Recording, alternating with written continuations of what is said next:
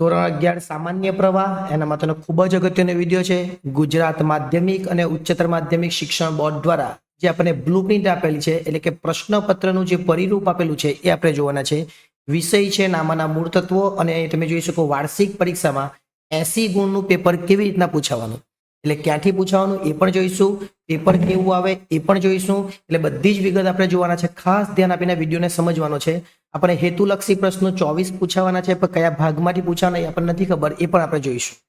હિસાબી પદ્ધતિ પહેલા ચેપ્ટરમાંથી 1 માર્ક્સનું, અને વિકલ્પ સાથે પણ 1 અને વિકલ્પ વગર પણ 1 માર્ક્સનું. આમાં આપણે ટાઈમ નથી બગાડતો, તમે ખાલી સ્ક્રીનશોટ લેવા હોય તો લઈ લેજો. આમનોનમાંથી આપણને કુલ 9 માર્ક્સનું પૂછાવાનું છે. પેટાનોનમાંથી 9 માર્ક્સનું પૂછાવાનું છે, એટલે અગત્યના ચેપ્ટર્સ છે. ત્યાર પછી અહીંયા ખાસ આમનોનમાંથી 7 માર્ક્સનું, ત્યાર બેંક સિલકમાંથી 7 માર્ક્સનું, અને અહીંયા 11 માર્ક્સનો આપણો પેલો વાર્ષિક હિસાબ પૂછાય છે. અહીંયા આપણને બિન વેપારી સંસ્થાની સેવા આવક જાવકમાંથી 7 માર્ક્સ, કુલ 103 માર્ક્સનું પેપર હશે, અને તમારે એમાંથી 80 માર્ક્સનું લખવાનું અને 26 લાવવાના રહેશે. જોઈએ આપણે વાર્ષિક પરીક્ષા છે આપણી, એનું આપણે બ્લુપ્રિન્ટ જોવાના છે. ગુજરાત માધ્યમિક અને ઉચ્ચતર માધ્યમિક અહીંયા તમે જોઈ શકો છો બ્લુપ્રિન્ટની સાથે સાથે આપણે એક સેમ્પલ પેપર પણ જોવાના છે. સૌપ્રથમ વિભાગ એ, તો વિભાગ એ ની અંદર 16 પ્રશ્નો પૂછાવાના છે. કેટલા પ્રશ્નો પૂછાવાના? 16 પ્રશ્નો, એટલે કે 16 હેતુલક્ષી પ્રશ્નો આપણને પૂછાવાના છે. આ 16 હેતુલક્ષી પ્રશ્નો દરેકના કેટલા ગુણ, પણ 16 પ્રશ્નો કયા કયા ચેપ્ટરના હશે એ પણ તમારે લખવું હોય તો તમે લખી શકો છો. કયા કયા ચેપ્ટરના પ્રશ્નો હશે, જો આપણે જોઈ શકીએ તો 16 પ્રશ્ન છે. એ 16 માંથી હું એ લખી દઉં કયા કયા ચેપ્ટરના. તો એક પહેલા ચેપ્ટરનો પ્રશ્ન, ત્યાર પછી બીજા ચેપ્ટરનો એક પ્રશ્ન, ત્યાર પછી ત્રીજા ચેપ્ટરનો, ત્યાર પછી ચોથા ચેપ્ટરનો. આ રીતના દરેકે દરેક ચેપ્ટર, 5મા ચેપ્ટરમાંથી એક, 6ઠ્ઠા ચેપ્ટરમાંથી નહીં પૂછાય, 7મામાંથી એક, 8મામાંથી એક, એમ 8 થઈ ગયા.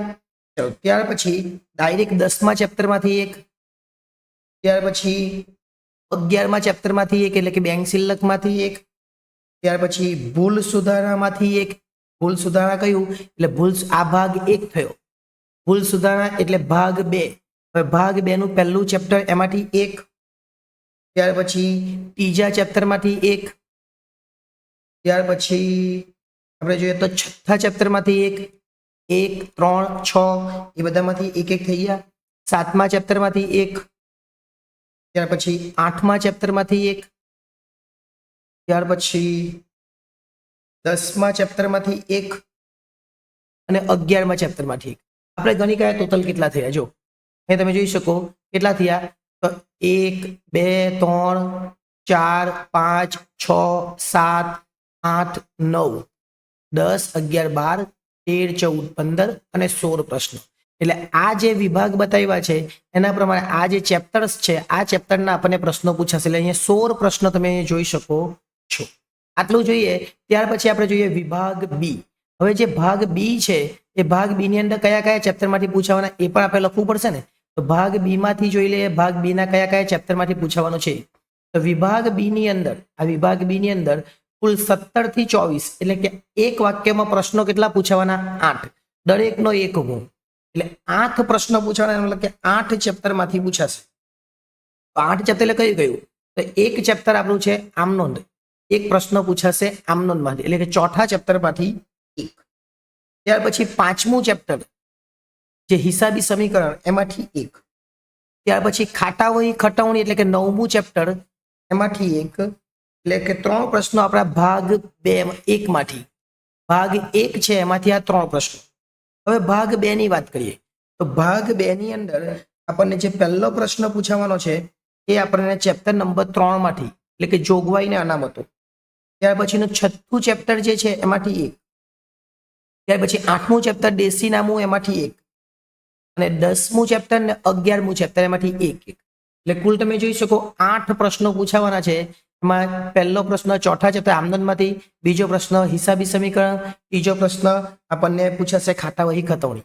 પછી ભાગ 2 નું જોગવાઈ ને અનામતમાંથી એક. 6થું ચેપ્ટર હિસાબી પદ્ધતિ, પેલું ધારણા ખ્યાલો વાળું છે, એમાંથી એક. ત્યાર પછી દેશી નામામાંથી એક. ત્યાર પછી અપૂર્ણ માહિતી વાળું છે તેમાંથી એક. અને ત્યાર પછી હિસાબી કોમ્પ્યુટર વાળું છે એમાંથી એક. એટલે કુલ 8 પ્રશ્નો આપણને એક વાક્યમાં પૂછાવાના છે. એ ક્યાંથી પૂછાવાના એ આપણે જોઈ લીધું. આપણે એક સેમ્પલ પેપર પણ જોઈશું આના પછી, એટલે તમને એ પણ ખ્યાલ આવી જશે. હવે વિભાગ સી કુલ 15 માર્ક્સનો પૂછાવાનો. એમાં દરેકના કેટલા ગુણ?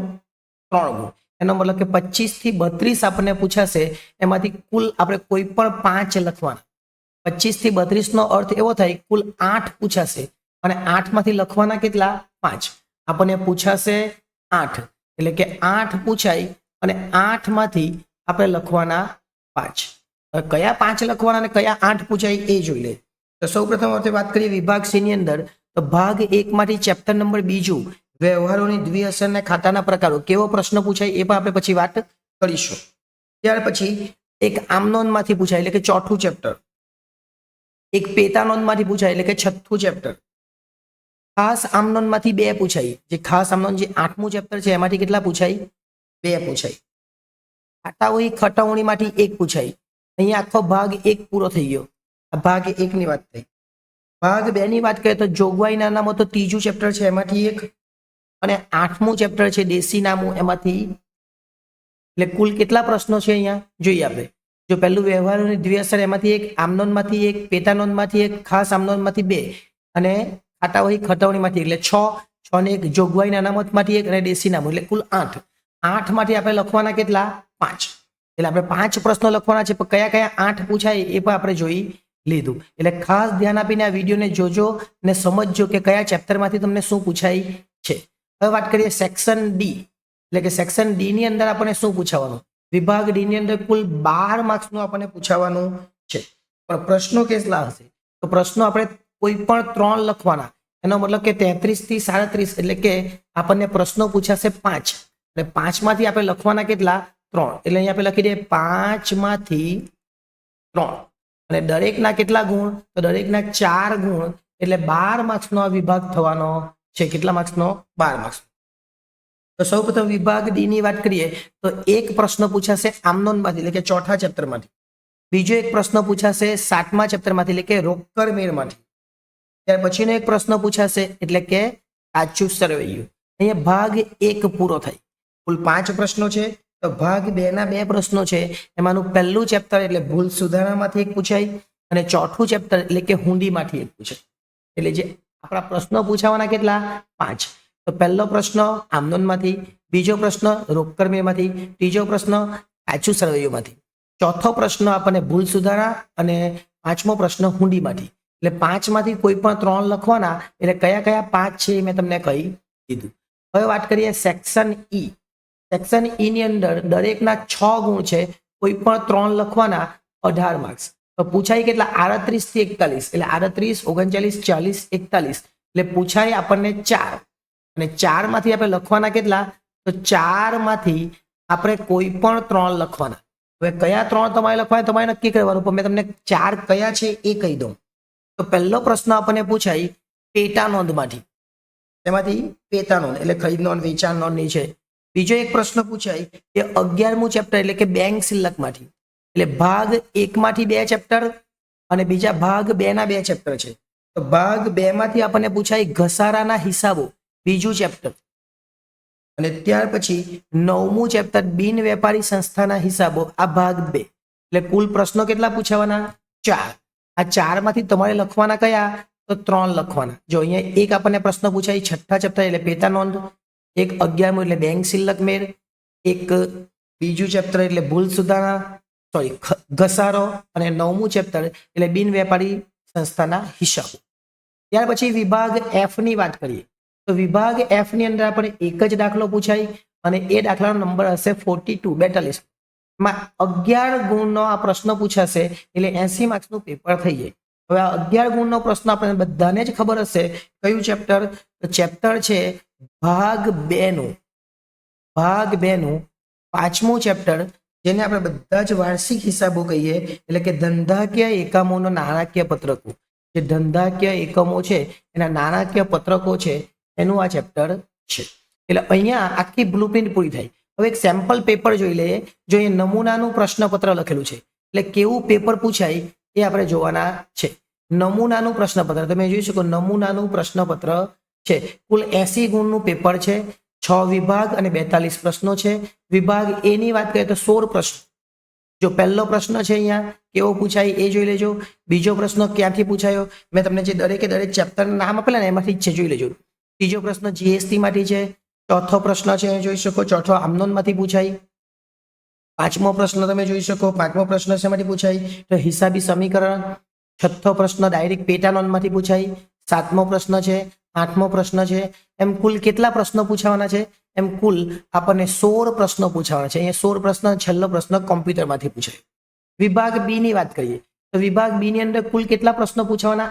8 પ્રશ્નો પૂછાવાના. 8 પ્રશ્નો તમે જોઈ શકો, 17, 18, 19, 20, 21, 22, 23 અને 24 એ 8 પ્રશ્નો થઈ ગયા. ખાસ અગત્યનું વિભાગ સી થી ચાલુ થાય. કુલ કેટલા? કોઈ પણ 5 પ્રશ્નો લખવાના, દરેકના 3 ગુણ એટલે 15 ગુણનો આ વિભાગ છે. પહેલો પ્રશ્ન મેં તમને કીધો ક્યાંથી પૂછાવાનો તો વ્યવહારોની બેવડી અસર અને ખાતાના પ્રકારો જે દેખાય છે અહીંયા, તો પહેલો પ્રશ્ન તમને અહીંયાથી પૂછાશે. ઓકે, વ્યવહારોની દ્વિ અસર જણાવે છે, 2 અસર. માલિકે 50,000 રોકડા લાવી ધંધો, એક રોકડ ખાતે અસર ને એક મૂડી ખાતે અસર, એવું આપણે લખવાની રહેશે.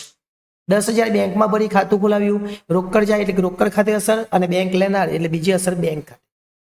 ત્યાર પછી ઓફિસ માટે 15,000 નું ફર્નિચર સહજાનંદ ફર્નિચર માર્ટમાંથી ખરીદ્યું. એનો મતલબ કે ફર્નિચર ખાતે એક અસર અને સહજાનંદ ફર્નિચર માર્ટ ખાતે બીજી અસર. આમનોંધમાંથી એક પૂછાવાનું દેખાય છે અહીંયા અમને. ત્યાર પછી વેચાણ પરત નોંધ એટલે કે પેટા નોંધમાંથી એક છે. ત્યાર પછી વેચાણ પરથી ખાતાવહીમાં ખતવણી કરવાની એટલે ખાતાવહી ખતવણીમાંથી એક દાખલો છે. ખાસ આમનોંધમાંથી મેં તમને 2 કીધા, એક ખાસ આમનોંધ અહીંયા છે અને આ આખર નોંધ એ પણ ખાસ આમનોંધ જ છે. ત્યાર પછી મેં તમને એવું કીધું કે ત્રીજું ચેપ્ટર જોગવાઈના અનામતોમાંથી અને પારિભાષિક શબ્દો પૂછાય આપણને દેશીનામામાંથી. ત્યાર પછી વિભાગ ડી. વિભાગ ડી ની અંદર દરેકના 4 ગુણ છે, 5 માંથી 3 લખવાના છે, 12 માર્ક્સ. કયો કરે તો પહેલો પ્રશ્ન આપણને આમનોંધમાંથી પૂછાવાનો છે. બીજો પ્રશ્ન આપણને રોકડ મેળમાંથી પૂછાવાનો છે. ત્રીજો પ્રશ્ન આપણને કાચું સરવૈયું પૂછાય છે, આયરું તમે જોઈ શકો અહીંયા.